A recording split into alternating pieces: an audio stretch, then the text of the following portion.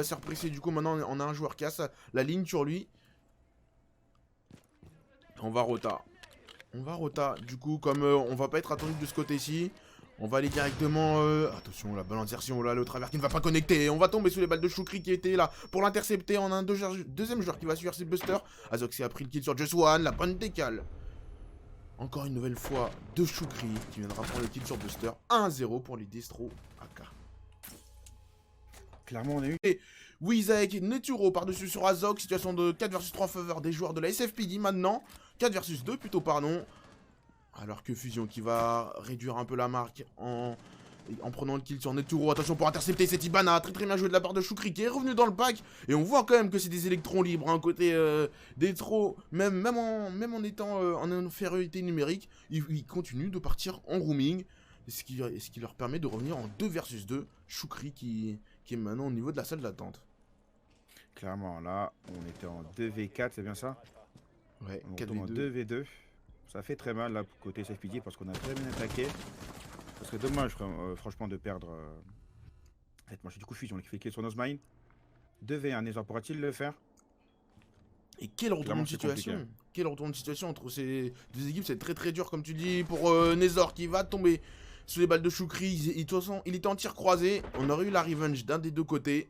Utilisé beaucoup de stuff au niveau des défenseurs. Hein. Je crois qu'on a, du coup, il nous reste un C4, mais ça fait beaucoup de C4 déjà d'utiliser sans rien. Frenchy là qui est plutôt bien pour l'instant, qui est pas trop inquiété. Nozman qui se fait presser par sa propre verticalité. Va falloir faire très attention. Le pont C4 de Fusion qui voilà vient sanctionner Nozman, mais tout de suite la revenge de la part de Buster. Situation de 4 vs 4 maintenant entre ces deux équipes. On va tenter quelques préfères, quelques travers.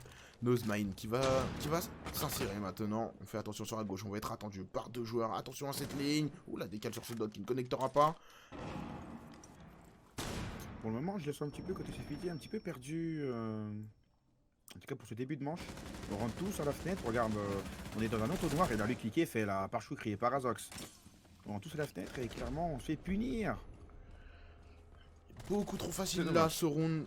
Round parfait. On sait qu'on a une trappe dans le bac qui est possible d'être rota. Attention, le bon timing peut-être de Buster. Le reflex shot qui ne connectera pas. Mais qui reçoit beaucoup de dégâts. C'est va être Nezor pour prendre peut-être cette cover sur son teammate. Noizmine de l'autre côté qui va changer de position.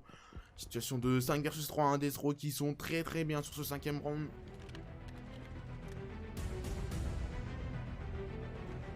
Donc, bonjour tout le monde, au nom de... Ah, vas-y, salut.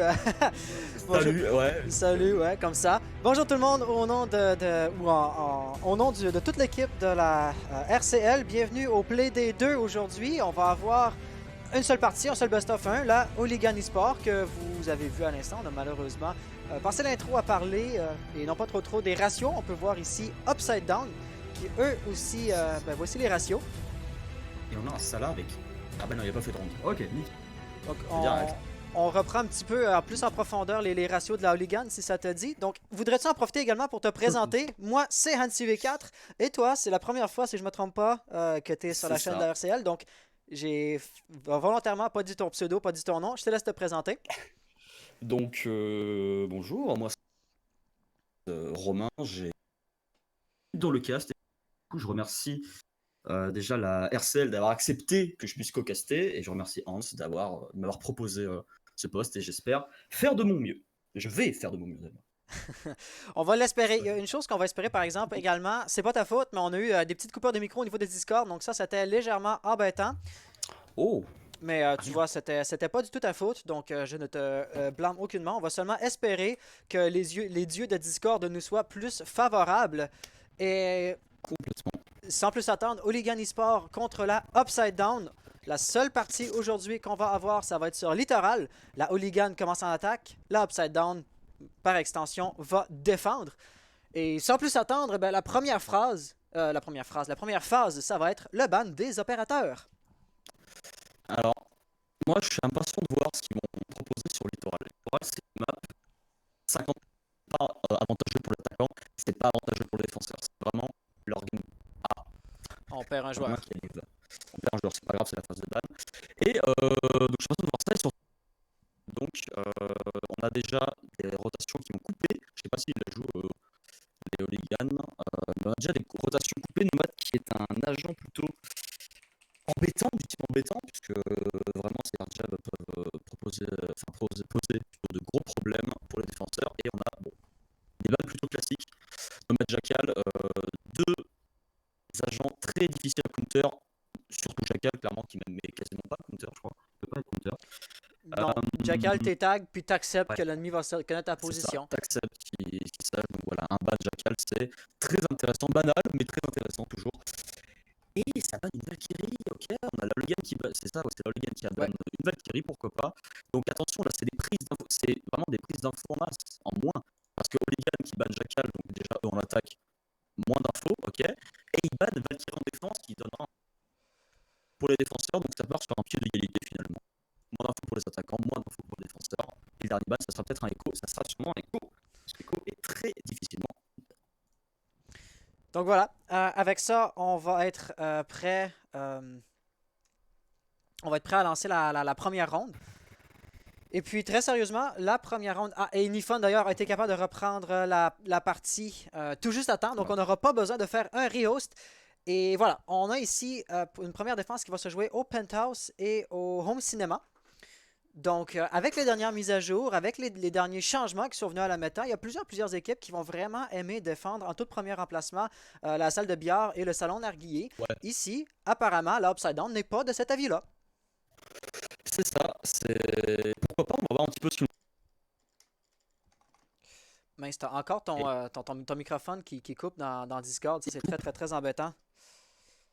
Alors, ok.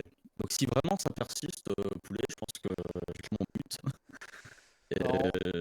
Dans le pire des cas, dans le pire des cas, ce qu'on ferait, c'est qu'on garderait peut-être un Discord pour le partage d'écran pour que tu sois capable de commenter sur ce que tu vois. Puis on embarquerait dans un hypothétique TeamSpeak pour avoir une connexion vocale plus stable. Peut-être, ouais, peut-être. Premièrement, parce que si mon micro coupe, ça ne sert à rien de parler. Mais pour l'instant, je t'entends, t'inquiète. Pour l'instant, ça va. Si ça coupe ou s'il y a trop de problèmes, je t'en ferai part.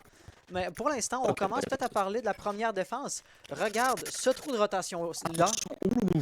Attention au cinéma qui va nous faire un blanc, couloir blanc, Home Cinéma, et ça va jouer, ok, donc ça va pas barricader la Penthouse, et ça va jouer au niveau de VIP, et ça va faire deux grosses... Là, ils prennent un ensemble incroyable, ils vont prendre le couloir blanc, les escas blancs, Home Cinéma, Penthouse, VIP, peut-être avec des roomers plus loin, ça va prendre quasiment tous les... S'il y a des roomers, en tout cas au niveau de billard et à côté, ça peut prendre quasiment tout l'étage au niveau des défenseurs.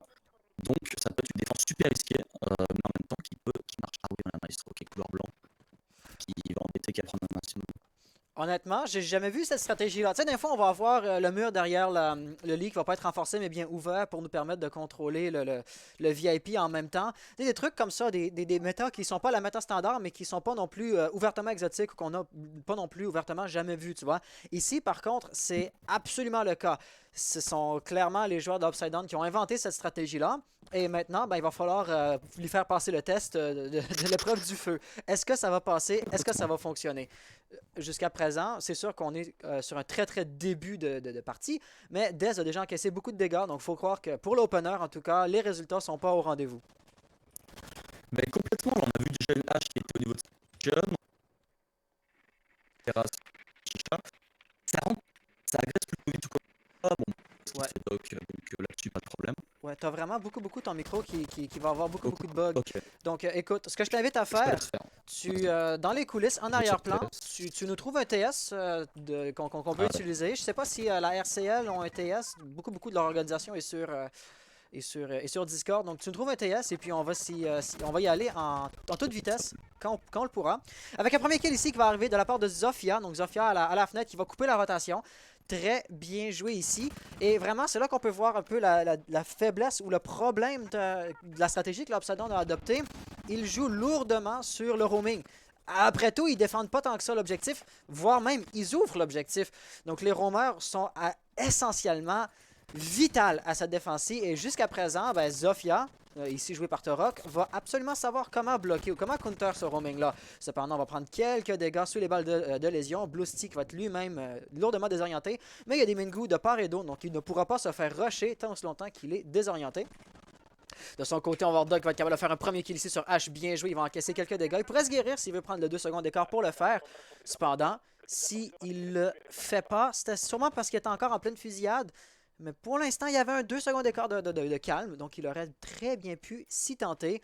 Brooksy va vouloir continuer à droner. Avec 30 secondes restantes au chrono, il va vraiment falloir voir comment on veut rentrer. Un premier kill ici, mais IQ est rentré. Sans savoir de quel côté il garde tourner la tête. Nifon qui va le faire un premier kill. Une deuxième élimination. Triple élimination totale pour Nifon. Va-t-il faire la ace? Non, il va tomber à terre. Il pourrait se relever, mais évidemment, on n'allait pas jamais lui permettre de faire ça. Au travers de tout ça, on a vu comment Doc a été capable de retenir la pression. Les joueurs chez le Hooligan également ont fait quelques frags. Donc c'était une situation de 2v2. Maintenant, une situation de 2v1 avec 9 secondes restantes. Terminé d'avoir des gros problèmes. Et ça va être Smoke qui va être capable d'aller chercher le premier kill. La Upside Down qui va remporter la première manche. Là, je t'entends pourtant relativement bien. Alors, tu m'entends relativement bien? Relativement bien. Je suis sur TS en même temps. Ok. Je vais t'envoyer un truc de suite. Regarde. Quel est le truc? Je t'envoie, on va aller en bas. Et je resterai du coup, on se mettra sur Discord. Ouais, c'est bien Je te parfait. laisse commenter du coup le reste. Je te laisse commenter le reste. Ben ici on était sur les replays, donc les replays en soi c'est un bon moment pour ne pas se sentir trop forcé de commenter de manière trop intense et également pour rééquilibrer les balancements sonores. Et donc ouais, on va revenir ici sur la prochaine partie, sur la prochaine ronde et on se déplace dans le TS dès que tu m'envoies le lien. Ouais. D'ici là, la deuxième manche, on va la jouer ici dans le salon narguilé et dans la... pardon, ouais, c'est ça. Dans le salon narguilé et dans la salle de billard, je me mélange sur le fait que je me mélange. Néanmoins, après une défense réussie, la Upside Down nécessairement n'aura pas le choix. Ils vont devoir aller ailleurs et la salle de billard va être la deuxième meilleure option qui s'offre à eux. Yes, je viens de recevoir. Et au cas où, s'il devait y avoir un mot de passe, Ah, y a-t-il un mot de passe? c'est le même. Ok, Parfait. Voilà, et tu disais qu'on est dans quel channel?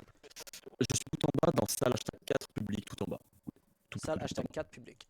Ouais, voilà, j'y suis. Ok, on est good. Il me reste plus qu'à te mute. Voilà, ouais. Je me suis mis directement. Ah oui, et c'est là en plus qu'on voit que la qualité sonore dans TeamSpeak est légèrement meilleure aussi. Donc évidemment, on ne s'en plaindra pas, hein. Ou est-ce que je t'entends dans... T'es là? Ah, tu t'es mute. Est-ce qu'on est good de ton côté? Ouais. Ah, mince. Mince. Ouais, de mon côté, on est good. On est good, parfait. Et ben alors, on peut continuer le micro toujours good, j'espère. Ouais, là, le micro est super, là. Ah, nickel, ça fait super plaisir. Du coup, déjà, on a directement Toro qui, pardon, on revient dessus, qui fait un kill sur Boosty, ça met les Upside Down en situation de 4 contre 5. Attention, il y a Dez aussi qui est en train de roumer. Attention le contact. On a le contact dans le Capito qui est au fond. On a Dez qui a l'information, Capito qui a pas l'air d'avoir l'info, mais Dez qui se fait droner. Ah non, c'est Vigile. Eh non, ils s'appuient dans le coin, mais ils savent pas exactement où. Maintenant, ils le savent.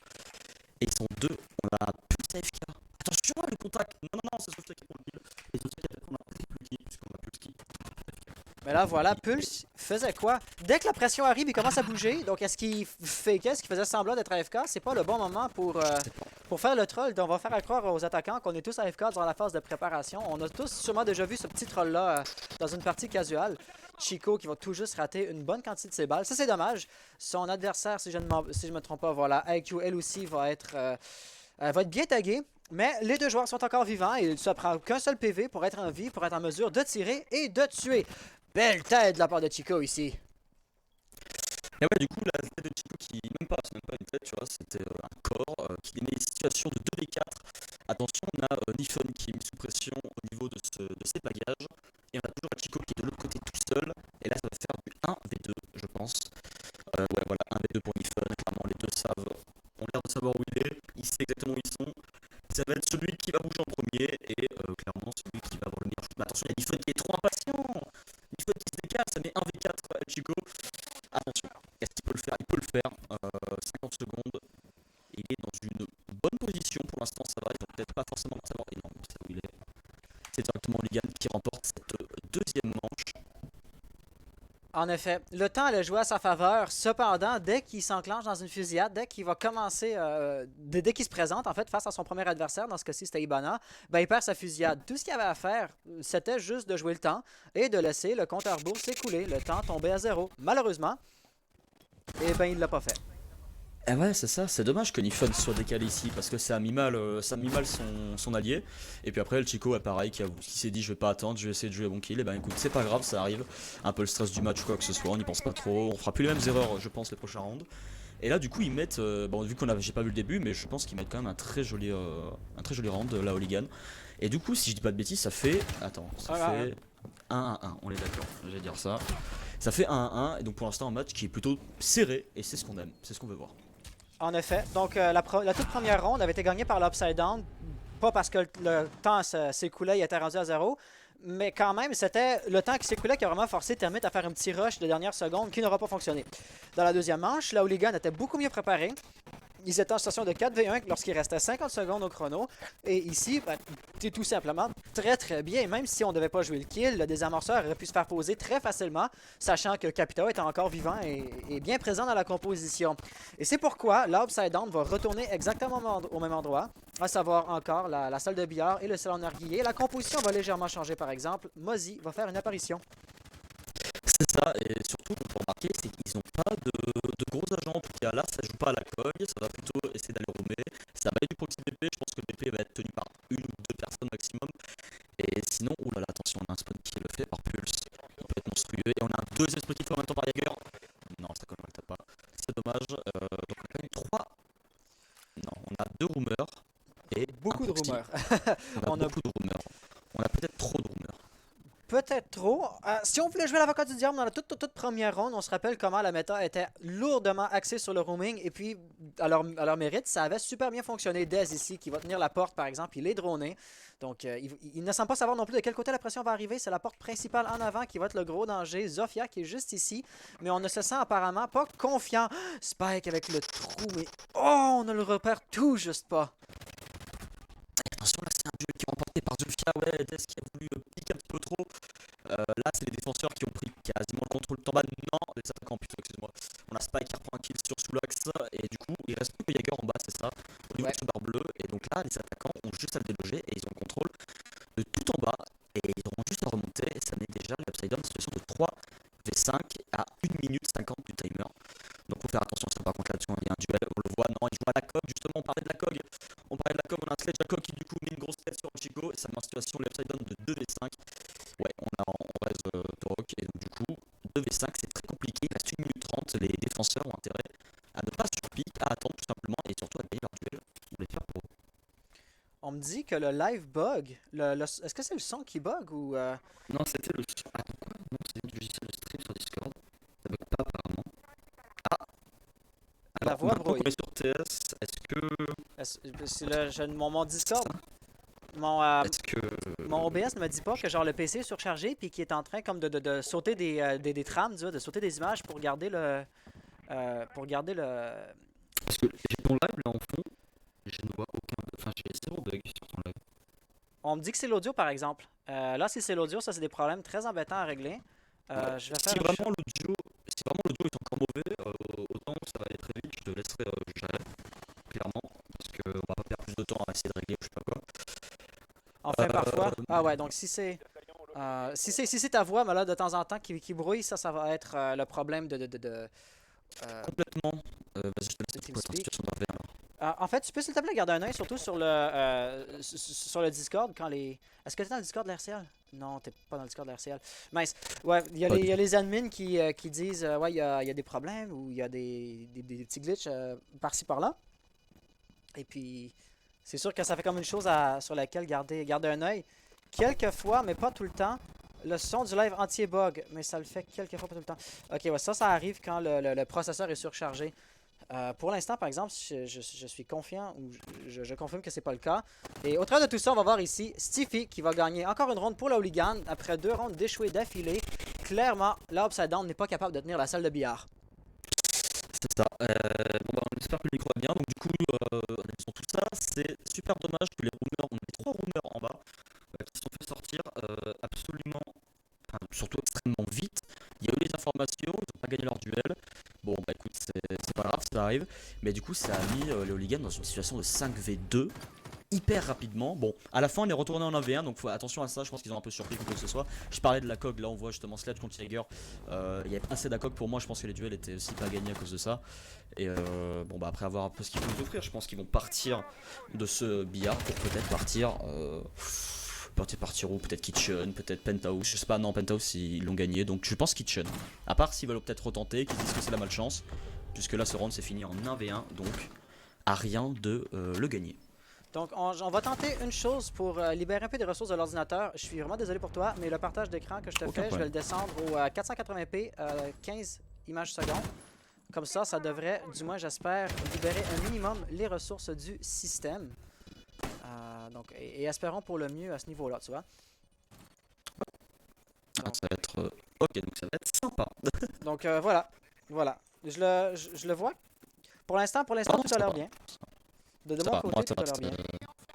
c'est pas très joli, mais c'est bon. Ouais, tu vois, c'est là que tu te dis que, tu sais, à la Pro League, ils ont des PC un peu plus performants que le mien. C'est ça, ils ont des gros PC la Pro League, mais attention parce qu'on parle de Pro League, mais on a Boosty qui va nous faire un joli petit spawn kill, avoir un Oui. maintenant. Ouais, là ça se dirige vers son viseur là. Ah non. Non, on va rester très sagement là. La silhouette m'a l'air d'être en train de droner. Qui sait. Ouais, ça va sûrement être Capitao. Ouais, voilà, c'est Stiffy qui est là. Donc, s'il avait le bon spawn pour se faire avoir par le spawn kill, que ce soit par hasard ou par connaissance de map, par GameSense, il ne va pas se présenter. Donc, Bluesty, même s'il fait tout ce qu'il peut raisonnablement faire, les résultats ne seront pas au rendez-vous et c'est pas sa faute. Ok, alors je suis en train de regarder le chat pour son bug encore, je pense que je vais...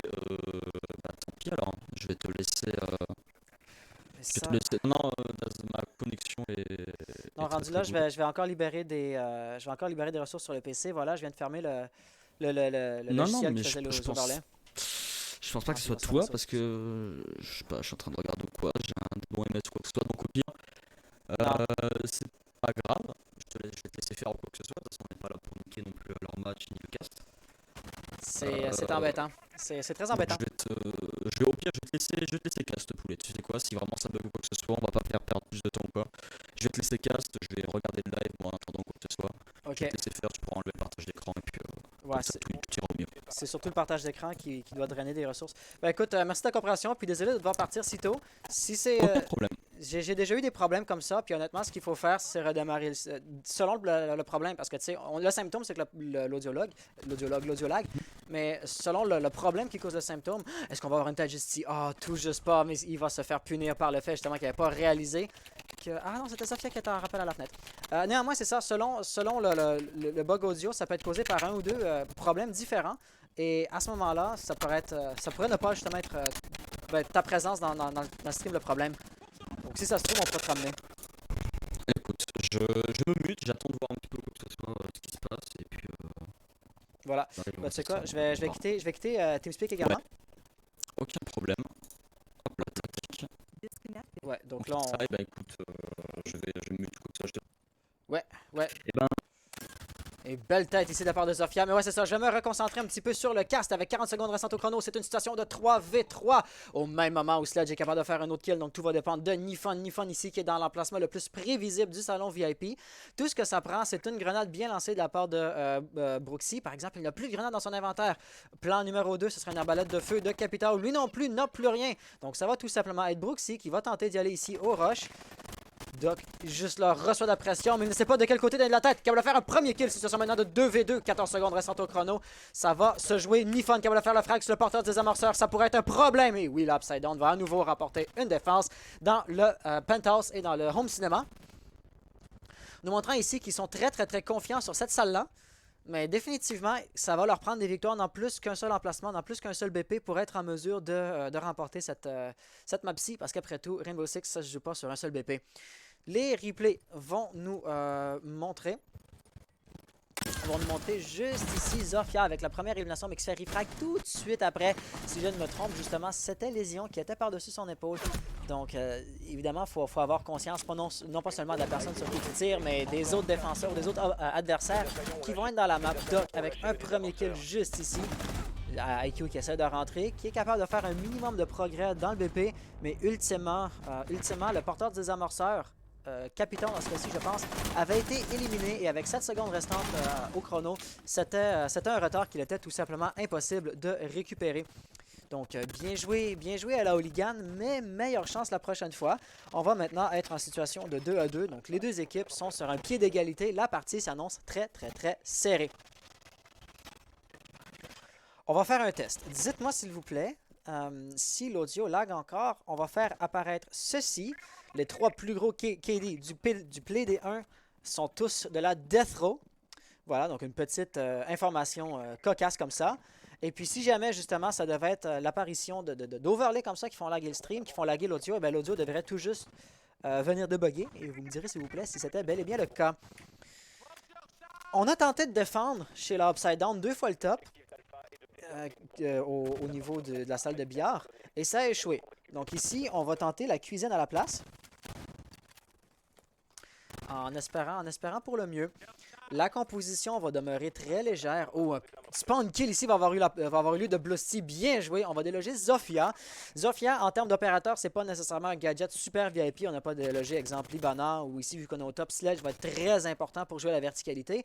Mais quand même, ça a bien beau être qu'un trifragueur. Toujours tuer un adversaire, ben, ça reste quelque chose de bien positif. Stiffy ici va être en train de droner, va très rapidement réaliser où se trouvent les roamers. Et ça va être une information très importante puisque la défense de la Upside Down tourne à 100% autour du roaming. Donc l'anti-roaming va devoir être très important et je me suis trompé de personne. Mince! Brooksy va être capable de faire un beau frag sur Blusty. Donc un entry frag qui fonctionne super bien. Et la prochaine personne qui va dans sa ligue de mire, ça va être Dez. Dez qui n'avait aucune information, aucune idée qu'il était présent. Donc l'avantage de surprise va aller donner un autre kill à Brooksy. Et après ça, on va voir El Chico qui va lentement et sûrement vouloir remonter. Oh, Brooksy, pardon, je l'ai appelé Brooksy. Wow!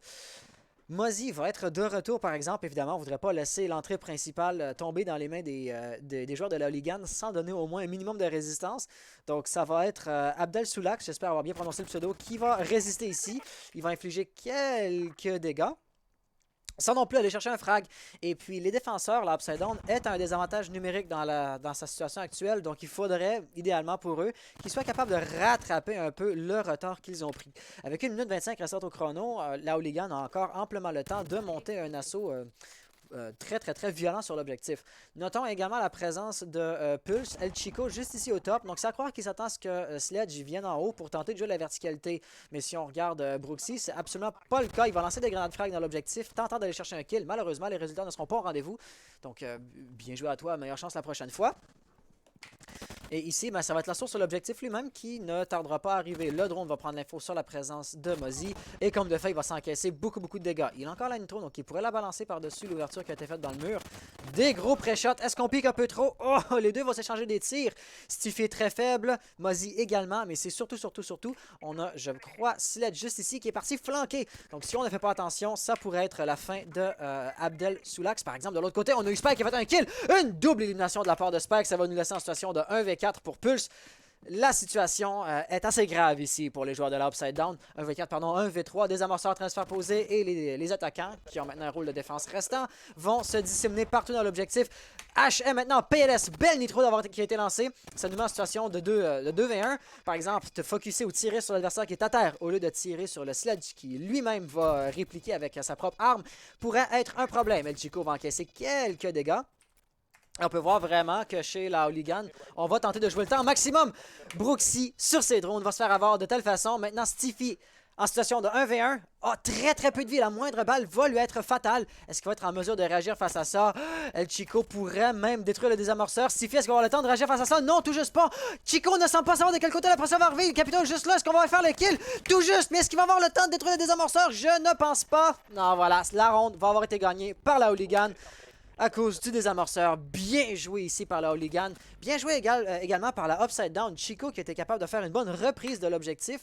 Malheureusement, la reprise en question est arrivée quelques instants trop tard. Ce qu'il a fait, il aurait dû le faire un peu plus rapidement pour avoir des meilleurs résultats. Néanmoins, la manche était excellente, était super belle. Les assaillants ont activé le désamorceur. D'ailleurs, faudrait peut-être pas que les replays soient en ordre aléatoire. Comme ça, on aurait un ordre chronologique beaucoup plus logique. Ça va commencer avec Sledge qui fait de l'anti-roaming ici. Dez n'avait aucune idée, n'avait aucunement conscience de sa présence, fort malheureusement. Brooksy donc aurait été en mesure de rentrer de ce côté-là, surtout puisque Mozzie il a été délogé. Ash qui est allé chercher une belle double élimination comme ça. Et déjà, ça nous laissait avec El Chico en 1v3. Mais il a été bien capable de remonter ça. Encore une fois, de garder ton focus sur l'adversaire qui t'attaque quand tu te fais tirer dessus, c'était peut-être pas la meilleure priorité. C'est peut-être pas au niveau du game sense 100%, mais il s'est plus que rattrapé en faisant une belle sortie par la fenêtre de la cuisine, juste là, aller chercher le kill sur un Sledge dans ses drones. Et après ça, une belle autre élimination, quoique encore une fois, Stiffy était très faible en termes de PV. Donc, la fusillade lui était avantageuse, néanmoins, il était trop tard. Et ça va nous mettre dans la situation 3-2 pour la Hooligan qu'on a actuellement.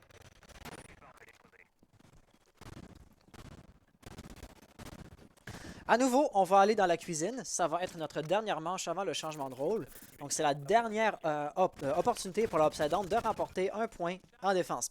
On rappelle que ici, la map, c'est Littoral. Et Littoral, en tant que map, est très bien équilibré. Les attaquants ne sont pas nécessairement, intrinsèquement avantagés et les défenseurs non plus. Donc, selon exemple la map banque, quand tu es au sous-sol, tu te dis les défenseurs ont un gros avantage. Ici, c'est pas le cas.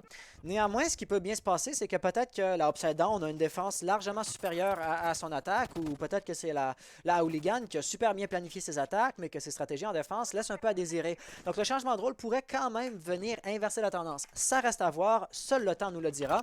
Néanmoins, d'ici là, Nifon aura été droné, il va devoir se relocaliser au moment où c'est surtout Torok ici qui va tenter de couper la rotation. Pendant qu'il coupe la rotation, ben, ça va être Brooksy lui-même qui va aller mettre de la pression, supposons qu'il voudrait rentrer derrière son drone. Nifon d'ailleurs, malgré le fait qu'il a été repéré, malgré le fait qu'on a l'information sur sa présence, il va rester exactement au même endroit. Et là, ça, c'est des très mauvaises nouvelles pour lui, parce qu'après tout, l'étau que la Hooligan est en train de monter va se resserrer autour de son cou, lentement mais sûrement. On dit lentement mais sûrement, mais il va quand même falloir que la Hooligan le fasse rapidement. On a déjà 1 minute qui a été jouée à la ronde et on n'a même pas réellement commencé à mettre le pied dans le bâtiment lui-même. Je sais que des assauts de dernière minute peuvent être tout à fait spectaculaires et peuvent très bien fonctionner. Néanmoins, ça prend un minimum de progrès. Si tu es encore confiné à l'extérieur après déjà un tiers de la ronde de jouer, ça peut mal augurer. Comme de fait, on va voir ici Jaeger qui va se faire déloger. Et ça va être le bon moment pour les attaquants de rentrer. Brooksy est déjà dans le bar bleu et puis il serait déjà presque prêt à mettre de la pression sur l'objectif. La dernière question qui va peser chez les joueurs de Hooligan, c'est est-ce qu'il y a d'autres roamers? Bluesty, que je sache, n'a pas été repéré, caché derrière le sofa au top des escaliers blancs. Sinon, Smoke, lui, est en train de droner depuis l'objectif lui-même. El Chico est en roaming, il ne semblerait pas avoir été repéré lui non plus, quand il y a un drone sur sa droite. Et est-ce qu'il a été repéré? Oui, il a été repéré sûrement. Par exemple, la question c'est qui va vouloir réagir face à ça? Au même moment, on a 2 phases à faire, l'anti-roaming et l'assaut sur l'objectif lui-même. Mozzie de son côté guette l'extérieur, mais ça n'aura pas trop d'incidence.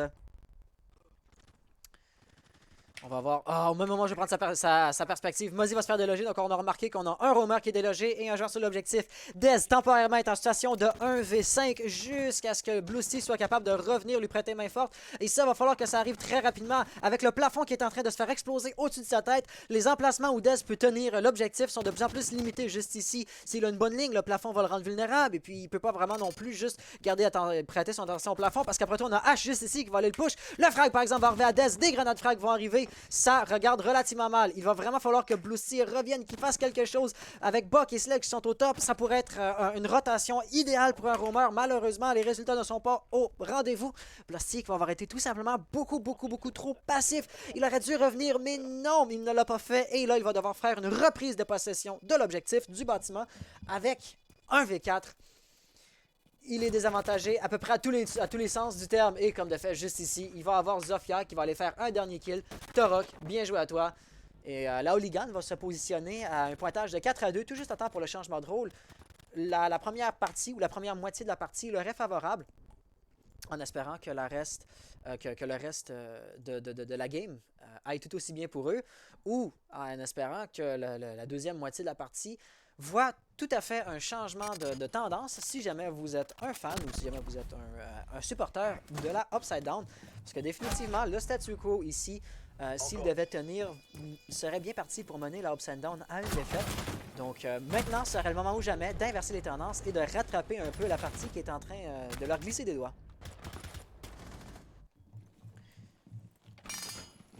Maintenant, par ailleurs, que nous avons la Hooligan qui va défendre, eh bien, ça va être à eux de nous montrer quelles sont leurs préférences. Et la Hooligan vont aller à la salle de billard et au salon narguilé dès le tout début.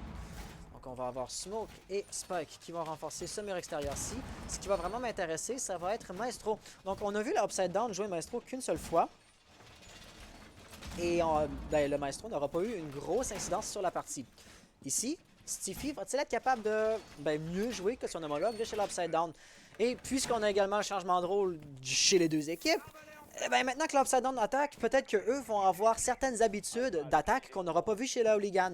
Je fais surtout référence ici à Lyon. La Hooligan n'aura pas déployé une seule fois à Lyon lorsqu'ils attaquaient, alors que l'Upside Down, eh ben, ça va être ici Nifon qui va le choisir dès la toute première opportunité. Également, on va voir Castle. Torok aura donc lui aussi choisi un opérateur défensif que l'Upside Down n'aura pas sélectionné une seule fois, ce qui va nous donner un minimum de variété et c'est pourquoi le changement de rôle est bien apprécié.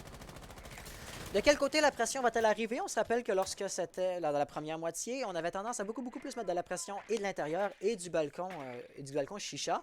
Alors qu'à regarder les positionnements ici, peut-être que la Upside Down, en l'occurrence Nifon et compagnie, préférerait un assaut qui arrive du côté de l'aquarium. La caméra est intacte, mais on s'assure très rapidement qu'il n'y a personne sur l'aquarium lui-même. Il y a un ou deux roamers qui vont pouvoir revenir assez facilement. Spike n'est pas trop loin, surtout considérant qu'il a 3 points de vitesse et un seul point d'armure. Par exemple, on a également Buck qui est rentré juste ici. Il coupe la rotation. Ah, c'est pas lui qui est allé chercher le kill. Néanmoins, Castle va avoir été délogé et ça quand même très rapidement dans le début de la ronde. L'assaut de l'Upside Down, donc, qui commence assez bien somme toute.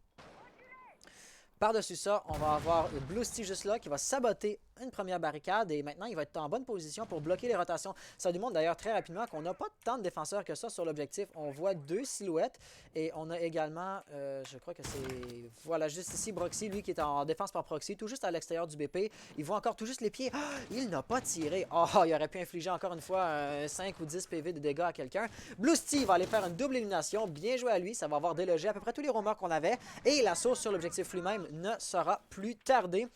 Proxy juste ici avec le petit trou, on ne sait pas trop de quel côté regarder. On va voir ici d'ailleurs Wags qui va faire un beau kill. La barricade Castle maintenant a été détruite. Par exemple, la fenêtre va s'avérer fatale. Il n'avait pas prêté attention. Blusty qui est là depuis le tout début, mais apparemment on avait bêtement oublié sa présence. Et c'est une situation maintenant de 2v4. L'Upside Down qui a une excellente attaque du salon narguilé. Ici, on note les positions des défenseurs.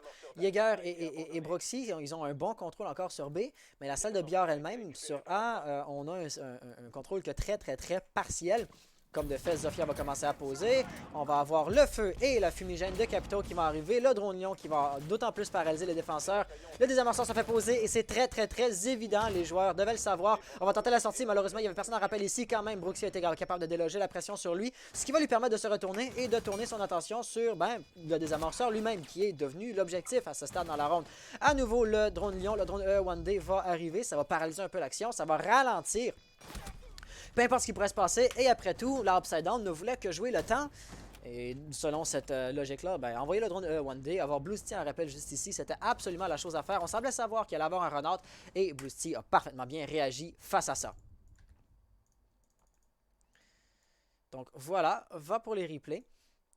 Hop, et voilà. On n'en aura pas eu tant que ça, malheureusement. J'ai raté une certaine quantité des kills qui auront eu lieu. Mais la chose qui était vraiment la plus importante ici, c'était pour l'équipe orange, pour l'Upside Down, de rattraper leur retard. On a vu quand même comment les deux équipes sont bien équilibrées l'une par rapport à l'autre. Pour la première, pour le tout début de la partie, c'était à peu près comme une manche de gagné pour une manche de gagné. Les pointages étaient 2-2 jusqu'à ce que la Hooligan soit capable de se frayer une certaine avance de 4-2 qu'on a vu dans la ronde précédente. Et considérant cette optique-là, si les deux équipes sont sur un bon pied d'égalité, le moindrement que tu as 2 ou que tu as 3 points d'avance par rapport à ton adversaire, c'est un avantage ou c'est une avance qui ne sera pas capable ou qui ne sera pas possible de récupérer ou de laquelle on ne pourra pas faire le comeback. Et considérant ça, que les pointages soient 3 à 4, c'est une excellente nouvelle pour l'Upside Down, malgré le fait qu'ils traînent encore de la patte, qu'ils ont encore un point de moins tout de même que leurs adversaires. La situation est déjà beaucoup moins tendue et beaucoup moins critique qu'elle ne l'était là à la ronde précédente. Donc pour la 8e manche, on va aller à la cuisine. Et puis la stratégie de la Hooligan va être largement différente à celle qu'on aura vue de la Upside Down. On va beaucoup plus jouer sur la verticalité. On peut voir Torok ici, Mozzie, qui va vouloir capturer un minimum de drones pour avoir des bonnes informations. Et puis on barricade le penthouse avec les 3 renforcements derrière lui, quasiment comme si c'était l'objectif lui-même.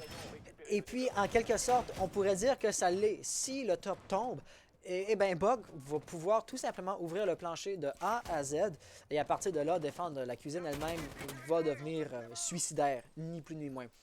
Donc c'est pourquoi il va être particulièrement pertinent pour les défenseurs, tout comme pour les attaquants, de gagner ou de conserver, selon la situation, le contrôle du penthouse et du salon VIP. On a eu une silhouette, je pense que c'est Castle qui vient tout juste de sauter des escaliers, donc un roamer de moins au top. On a quand même encore Spike et Torok, donc 2 joueurs évidemment qui ont une bonne mobilité, qui vont pouvoir très rapidement réagir à quoi que ce soit qui pourrait se produire. Alors que les autres vont rester sur l'objectif, on n'a même pas de défense par proxy, à l'exception de Stiffy, à l'exception de Maestro.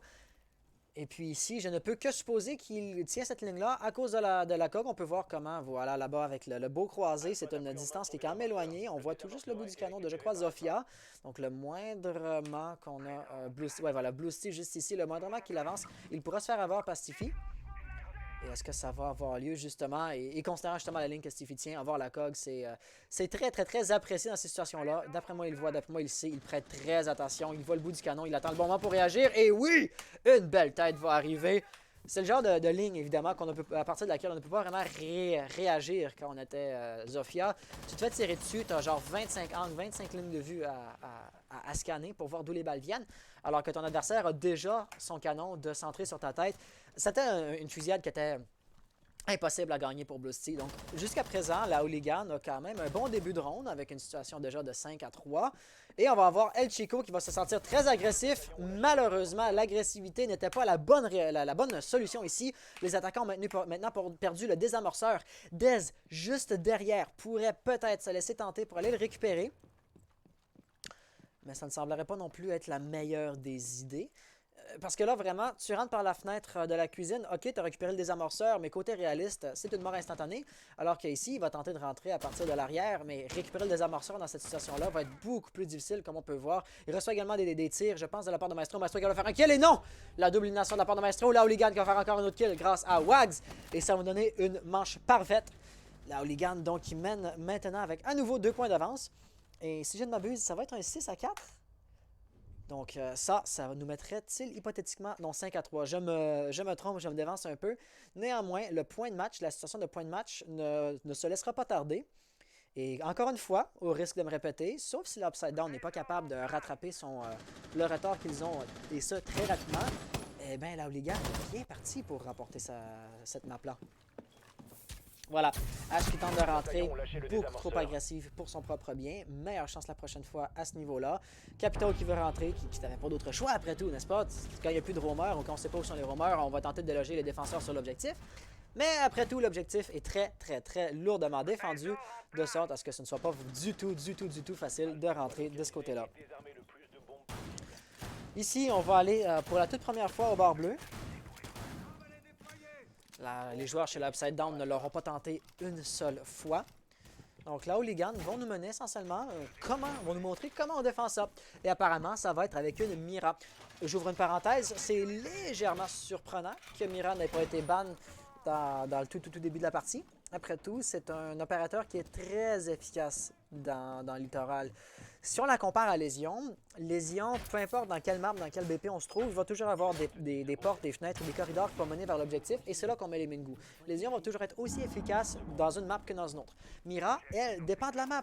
Torok ici doit trouver un bon mur pour poser son miroir noir, de sorte à ce que, si tu ouvres une ligne de vue dans le mur, eh bien, tu tiens une ligne qui soit très forte. Et ça, selon la composition de la map, ça pourrait ou ça pourrait ne pas être le cas. Et justement, le littoral étant une map qui favorise lourdement Mira, je suis honnêtement surpris que ça ait pris jusqu'à 9 manches pour l'avoir arrivé qu'une seule fois. Voilà, Dez va déjà vouloir commencer à droner, le drone qui rebondit un peu. Je pensais qu'elle allait tomber du balcon, mais apparemment ce ne sera pas le cas. Et la barricade Castle ici va être absolument un couteau à double tranchant, car certes, on ne pourra pas juste rusher et attaquer à partir de ce côté-là, mais si on met de la pression sur les défenseurs, eh bien, ils ne pourront pas non plus fuir. côté des bagages. Donc Torok ici, c'est exactement ce qui s'en vient. Et il semble penser que la pression est un peu trop lourde pour lui. Il se prépare à fuir. La flash va arriver. Il va être aveugle, mais il va également tomber. Ce qui va, côté pratique, délaisser le contrôle du top aux attaquants. Il y avait encore, si je ne m'abuse, voilà Spike qui était juste ici. Donc lui aussi, il va être pris dans des lignes de tir de plus en plus minces, de plus en plus étroites. Et il y a également Brooksy qui va dans les escaliers. Mais en bas de son côté, Torok est capable de faire une belle double élimination. Bien joué à lui. Il déloge la pression qui vient sur l'objectif lui-même. On veut faire tomber la grenade. Est-ce que ça va fonctionner?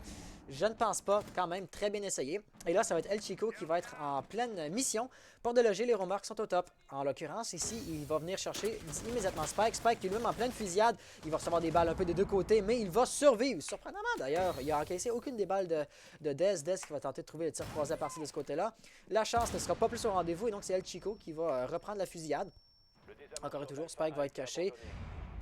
Torok de son côté avec la triple élimination. Waouh, j'ai absolument raté tous les kills jusqu'à présent. Fort désolé pour ça. Mais voilà, El Chico, dernier opérateur en vie, n'a pas le désamorceur. Sa position est connue. Donc ça, ce sont deux mauvaises nouvelles dans la liste de ce qui va bien pour lui. J'allais dire qu'il avait toute sa vie, qu'il lui reste encore beaucoup de temps, mais ce ne sera pas le cas. La Hooligan avec une deuxième manche parfaite. L'Upside Down ici devrait commencer à se sentir un petit peu inquiète. Après deux manches parfaites, après deux défaites totales dans les avec deux rondes d'affilée, ni plus ni moins, si je ne m'abuse, c'est très, très, très démoralisant. Et là, voilà, les replays vont se limiter au dernier kill et à la killcam finale qui nous montre sur le deuxième angle le dernier kill. Je m'excuse encore une fois de mes faibles talents d'observateur. Néanmoins, voilà, Ash qui aura raté quelques fusillades et sur sa gauche et sur sa droite. Donc ça, c'était un peu embarrassant. Et le résultat va être une manche parfaite pour la Hooligan, qui sont maintenant, comme je disais, en 6-3. La partie qui pourrait se terminer ou qui pourrait arriver à une fin abrupte assez rapidement ici. On parlait également des petites nouveautés ou des petites variations que la Upside Down va nous apporter. Oups, est-ce que j'ai raccroché le bouton quand je n'aurais pas dû accrocher le bouton? Désolé pour ça. On parlait aux petites nouveautés. Le changement de rôle va voir des habitudes différentes chez le Hooligan et chez l'Upside Down. Une autre nouveauté qu'on n'aura pas vue jusqu'à présent, eh bien, ça va être Dokkaebi.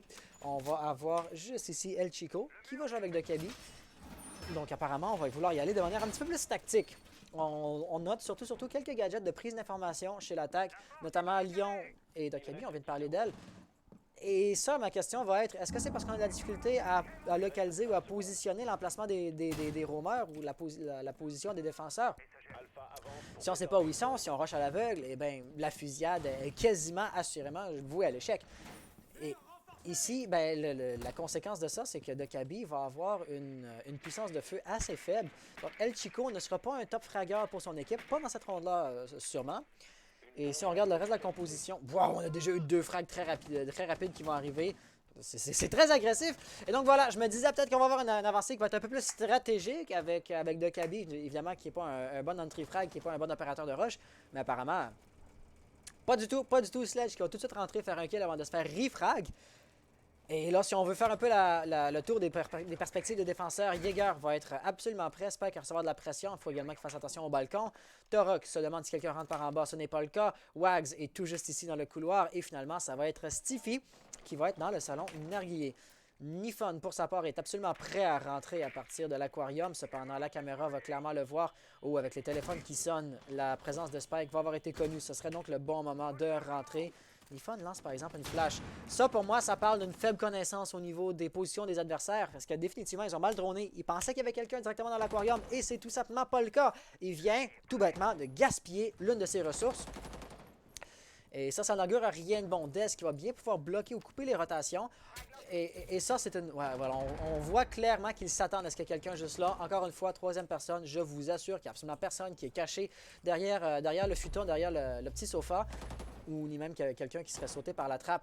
Donc, on est en train de gaspiller des ressources. Et je dis bien gaspiller.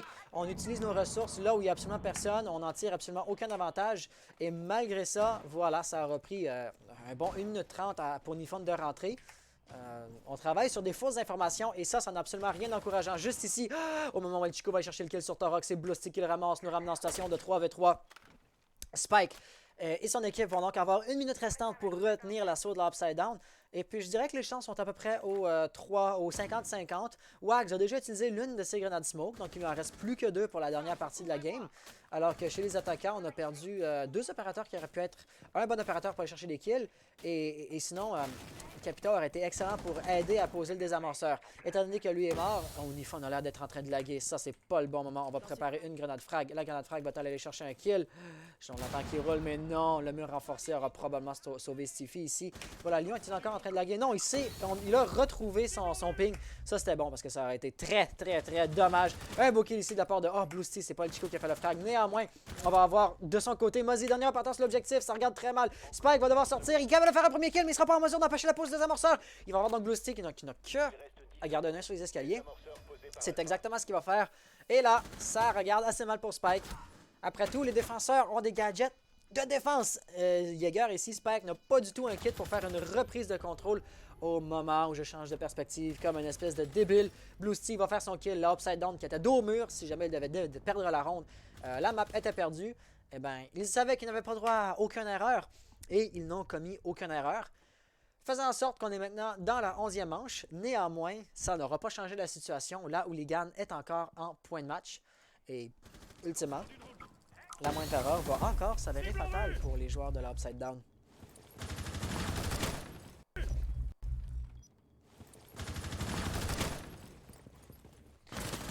Donc voilà, c'était serré, mais ultimement, ça aura très bien fonctionné. Malheureusement, Mozzie ici qui tombe. Et puis honnêtement, je comprends pourquoi Jaeger est sorti passé en bas. Il voulait aller faire le kill sur... je crois que c'était Dokkaebi qui était en rappel à la fenêtre. Donc oui, c'était une décision stratégique pertinente. Néanmoins, le kill sur Dokkaebi n'était pas la priorité absolue. La priorité absolue, c'était empêcher la pose du désamorceur. Et considérant ça, c'était une mauvaise gestion des ressources, selon moi.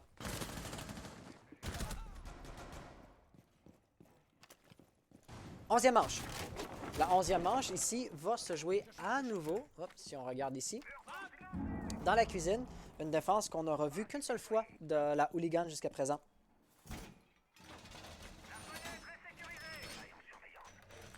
Qu'est-ce qu'on peut rajouter là-dessus? La composition semblerait être assez semblable et chez les défenseurs et chez les attaquants. On semblerait avoir trouvé notre altitude de croisière, pour dire ça comme ça. Les habitudes des deux équipes sont profondément ancrées à ce stade dans la partie. Et la stratégie de défense va définitivement y aller avec un concept ouvert. Plutôt que de renforcer, laissez-moi juste retrouver la cuisine, plutôt que de renforcer ce mur-là, on l'ouvre. Et l'idée, ça va être d'utiliser la caméra Evil Eye de Stiffy pour garder un œil sur l'objectif lui-même plutôt que de rester avec nos opérateurs dessus. Ça parle donc d'une bonne volonté de roamer. Les tentatives de spawn kill ne seront pas présentes, cependant Torok avec une belle ligne croisée va être en mesure de bien empêcher qui que ce soit de rentrer de ce côté-là. Et si jamais le désamorceur voulait se faire poser à partir de cet angle-là, eh bien ce sera plus possible. Sous cet aspect-ci, Mozzie pourrait être très important. Et pour les attaquants, il serait primordial de déloger Torok. Maestro va lui faire un kill très facile, sur le drone, pas sur un joueur. Mais quand même, Nifon va savoir qu'on ne pourra pas rentrer de ce côté-là, pas sans un minimum de danger pour sa propre personne. Et c'est pourquoi on va voir Stiffy qui va remonter, qui va tout simplement fuir. Cependant, la pression va déjà commencer à arriver sur l'objectif, quoi qu'il s'agisse de tirs croisés à très longue distance. Wags va quand même recevoir des balles dans sa direction générale et il va tout de même savoir que il ne peut pas se permettre trop d'erreurs dans sa situation actuelle. Dez, capable de rentrer dans la salle de sécurité, on avait précédemment droné justement Stiffy à cet emplacement-ci, mais ça fait longtemps qu'il n'est plus là. De fait, il est ici au top des escaliers et il attend de pied ferme que quelqu'un veuille monter pour venir le déloger. La question va être, est-ce que Dez veut faire de l'anti-roaming ou est-ce qu'il veut focusser ses efforts sur l'objectif lui-même? Honnêtement, ça reste à voir. El Chico, juste ici, en pleine fusillade, malheureusement, il n'arrivera pas à lui infliger beaucoup de dégâts. Lui, Mozzie non plus, ne va pas tomber sur ses balles. Et d'ailleurs, Torok va être capable de lui infliger beaucoup de dégâts. On va tenter d'y aller très agressivement avec les téléphones qui sonnent, tagués par le drone One Day. C'était un risque. On s'attend après tout à ce que le défenseur reste assez statique pour ne pas se faire taguer. Donc on se dira on peut avancer de manière assez sécuritaire. L'avantage de la surprise aurait pu fonctionner. Ultimement, les résultats ne sont pas au rendez-vous. 1 minute 13 restant au chrono. 4v4. Va falloir voir comment on va vouloir jouer ça. Le désamorceur est en possession de Nifon et Nifon n'est pas vraiment en train de préparer, juste ici un beau kill de la part de Nifon d'ailleurs, il n'est pas vraiment en train de préparer un assaut sur l'objectif lui-même. Donc pour l'instant, même si on a tous les joueurs qui étaient sur la cuisine qui sont tombés, qui ont été délogés, Torok ici est capable de faire un beau kill. Voilà, vu que Nifon possède le désamorceur, c'est pas lui qui va aller le poser. Et pour l'instant, malgré le fait qu'on a des joueurs de l'Upside Down sur BP, c'est pas une grosse menace. Vraiment, tout ce que Stiffy a à faire, c'est bloquer la rotation de Lyon. Et à ça, je vais répondre trop tard, car le désamorceur transfert posé. Donc, Stiffy ici, il va falloir qu'il fasse une reprise de possession très rapide de l'objet. On a une grenade qui roule, mais elle ne va pas du tout le tuer, ne va pas du tout lui faire de dégâts. Donc, juste ici, il va avancer lentement et prudemment. On entend les gros tirs de pré-shot. Il ne sait pas de quel côté prêter d'attention. Un beau double élimination de ce côté-là. Sur la droite, est-ce qu'il y a quelqu'un? Il se retourne son attention. Et très rapidement, regardez un peu les lignes croisées que les défenseurs vont avoir. Ou que les attaquants qui ont le rôle de défense, pardon, les joueurs de l'Upside Down. Donc il va tenter de prendre des informations sur ces Evil Eye. Et ça pourrait marcher. Ici, on a Dekabi qui est très faible. Il va tenter de le rusher, mais non. Et là, il n'a tout simplement plus le temps. Il va falloir qu'il rush de manière très agressive. Et il ne le fait pas! Donc, c'est ici que je pourrais déjà affirmer avec une quasi-certitude que l'Upside Down remporte la 11e manche. Et voilà! Le temps supplémentaire devient de plus en plus probable à chaque ronde qui s'écoule que la Upside Down est en train de gagner. À chaque ronde qui s'écoule, que la Hooligan n'est pas capable de gagner pour aller chercher le dernier singulier point qu'il leur manque à avoir pour remporter la map. On va pour les replays. Et on peut voir ici, j'étais vraiment curieux de voir justement pourquoi. Pourquoi Lyon veut-il aller attaquer le top quand il possédait le désamorceur et quand le reste de ses coéquipiers était en bas? Donc on avait Zofia qui était en bas et Lyon qui était au top. Pourquoi ne pas tout simplement, tout bêtement, échanger les rôles et avoir Nifon qui attaque l'objet directement, qui pose le désamorceur? Et Zofia, j'ai oublié qu'il la jouait, qui allait faire l'anti-roaming. Ah, Bluesty, voilà. Et avoir Bluesty qui fait l'anti-roaming. Ultimement, les joueurs chez les joueurs de l'attaque ici chez l'Upside Down ont gagné. Donc, bien qu'on puisse remarquer ou soulever 1 ou 2 points vis-à-vis leur style de jeu, on ne peut pas ouvertement critiquer parce qu'après tout, ça a fonctionné. Tout de même, j'ai l'impression que s'ils n'avaient pas fait attention, cette une ou deux erreurs-là auraient pu leur coûter cher si seulement la Hooligan avait su capitaliser dessus. Installation du barbelé. Ok, donc je recevais un message sur Discord et on me confirme donc que l'audio, les bugs audio sembleraient être réglés. Donc ça devrait être correct à ce niveau-là. Donc Draillard, désolé de devoir te laisser partir. Désolé de devoir te perdre. Mais vraiment, ça c'est le genre de choses qui pourrait être très facilement réglé avec un clean feed, puisque ce serait pas moi qui te ferais le partage d'écran à ce moment-là depuis le PC streaming. Et ça, c'est quelque chose qui était déjà prévu au niveau d'une prochaine étape pour améliorer la qualité des productions RCL. Donc vu comme ça, avec un minimum d'effort, on va être capable d'avoir à nouveau des dual cast. Donc, la situation a légèrement changé ici. Premièrement, notez comment on est à nouveau dans le bar bleu, dans le bar Sunrise. Mais cependant, les deux équipes sont à leur façon en point de match. La Upside Down, nécessairement, s'ils perdent la map, s'ils perdent la ronde, la map est perdue et c'est la Hooligan qui l'emporte. Cependant, la Hooligan ne peut pas se permettre non plus de perdre cette manche-ci s'ils veulent s'éviter un temps supplémentaire. Parce que si on a un temps supplémentaire, ça leur prend 2 rounds pour gagner la map. Alors que ici, c'est leur dernière chance de remporter la map avec une seule manche de gagner. Donc, si on se concentre un petit peu plus sur la partie elle-même, on va avoir une bonne méthode de top. Donc, Jaeger ici, Spike, qui va vouloir absolument tenir l'étage supérieur. Brooksy, comme de fait, juste ici, on va recevoir des grenades frag. Pas capable d'aller chercher le kill. Je pense même que c'est la grenade qui l'a fait exploser, mais il a quand même infligé une certaine quantité de dégâts à Nifon. On a encore Spike juste ici. Le téléphone va sonner, mais il sait qu'il ne peut pas se permettre de le désactiver. Donc, c'est des tirs au wallbang.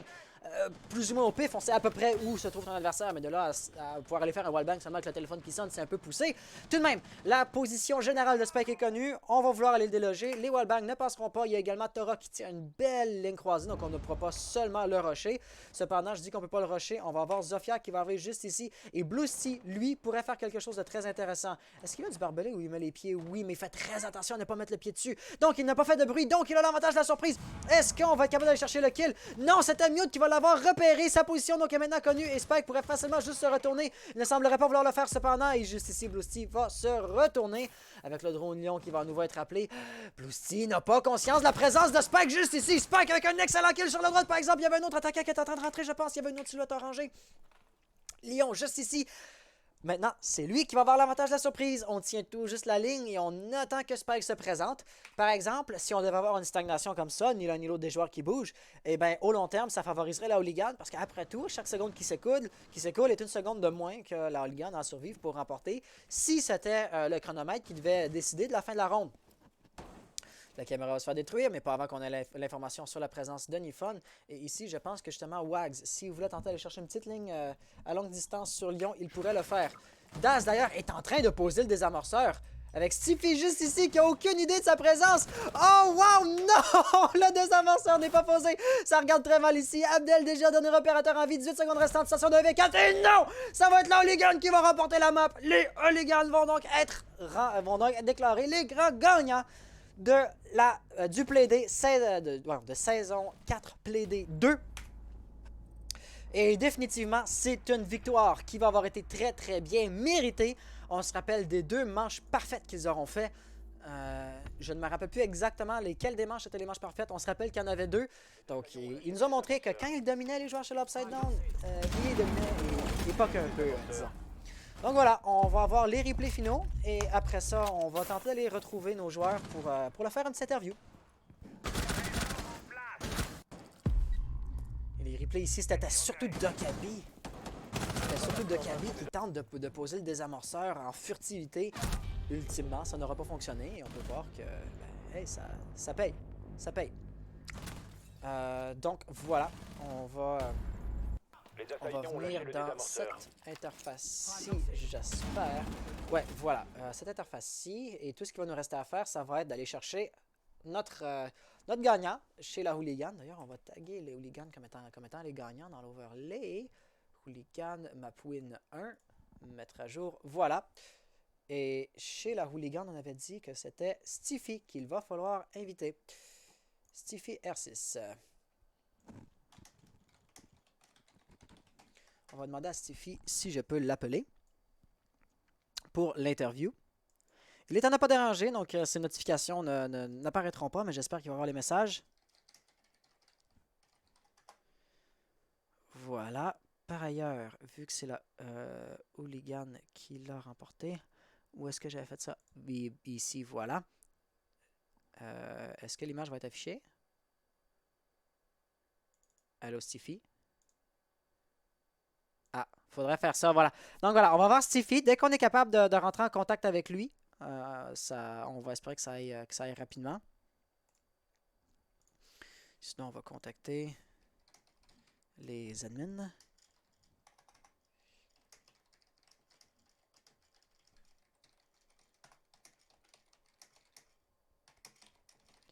Il ne répond pas à mes messages privés. On va l'appeler tout de même. Ah, voilà. Ouais, vas-y, super. Je t'appelle. Bonjour, Stiffy. Ouais, bonjour. Comment vas-tu? Ça va bien, et toi? Bah, ça va, ça va. Ça, c'est le genre de choses que vous n'aurez peut-être pas remarqué. Au début de la partie, au début du stream, on a eu quelques petits problèmes techniques. Oui. Donc ça, c'était légèrement irritant. Mais on a réglé ça et la situation s'est réglée. Donc de mon côté, ça pourrait mieux aller. Si on n'avait pas eu ces problèmes-là, évidemment, ça aurait été une frustration de moi dans ma journée. Mais de ton côté, ça doit très bien aller, je suppose. Tu sais, quand on gagne une partie comme ça. Bien. Très très bien. Première victoire pour cette RCL, ça fait plaisir. Oh, ça j'en doute pas. Et donc là, vous avez gagné. Et puis, vous avez quand même gagné 4 manches lorsque vous attaquiez dans la première partie, alors qu'en défense, vous aviez quand même un petit peu plus de misère à mettre vos points. Ouais, exact. Donc, ça a été compliqué de se mettre en place en défense. C'est une map qu'on travaille, mais qu'on travaille pas énormément. OK. Et donc, on a eu du mal à se mettre en place, à essayer de s'adapter aussi à leur style de jeu qui est assez agressif par moment. Je vois. On a pris les bombes sites qu'on maîtrisait le plus et qui sont bien passés et on a réussi. Parfait. Ben écoute, c'est ce que ça prend. Hein? Des fois, faut peu importe comment on gagne, tant qu'on gagne, c'est le résultat qui compte, n'est-ce pas? Tout à fait. On aura quand même remarqué chez vos adversaires, chez l'Upside Down, qu'ils avaient des stratégies de défense qui étaient vraiment ben, c'était des stratégies faites sur mesure, n'est-ce pas? C'est pas comme la stratégie standard que tu vois tout le temps en classé et compagnie. Donc ça devait quand même vous donner un minimum de fil à retordre. Et considérant surtout que vous avez gagné plus d'attaques que de défense, vous avez bien réagi face à ça. Veux-tu en parler un peu? Oui, alors enfin, au niveau des attaques, ils ont joué un peu comme une équipe qu'on a Prague il y a pas Ok. longtemps, je sais plus le nom que c'est. Donc on a joué en fait comme on a fait en Prague, le style d'attaque de, ok, ils jouent full C4 par exemple sur la kitchen, Mhm. et ben on va pas du tout aller en haut Ah, parce que sinon on va prendre des C4, donc autant prendre full bas, les renfermer sur site et tenter une plante ou de tous les réceptionner en les faisant bouger avec les drones. je Mais vois. ça a payé. Donc, c'était vraiment volontaire de ne pas tenter de jouer le top. C'était justement quelque chose qui m'avait un peu surpris. On avait, dans le cast, soulevé le point. Il n'y a pas beaucoup de verticalité qui venait de votre style de jeu. Et c'était pas un oubli ou c'était pas une omission. C'était vraiment volontaire, considérant Ouais. justement la composition que la Upside Down venait vous présenter. Tout à fait. Donc, ben, bravo, bravo à ce niveau-là. Puis sinon, au niveau de la défense, comme tu disais, c'était une stratégie où vous aviez un petit peu moins pratiqué ce niveau-là. Donc, ben, on va vous souhaiter une meilleure défense pour votre prochaine partie. Oui, on va tout faire pour. Et sinon, la question un peu ouverte que je te pose, est-ce qu'il y a quoi que ce soit dans la stratégie ou dans le style de jeu de l'Upside Down qui t'a surpris, qui vous a déstabilisé ou que vous allez peut-être même vouloir incorporer dans votre style de jeu ou dans vos prochaines parties futures?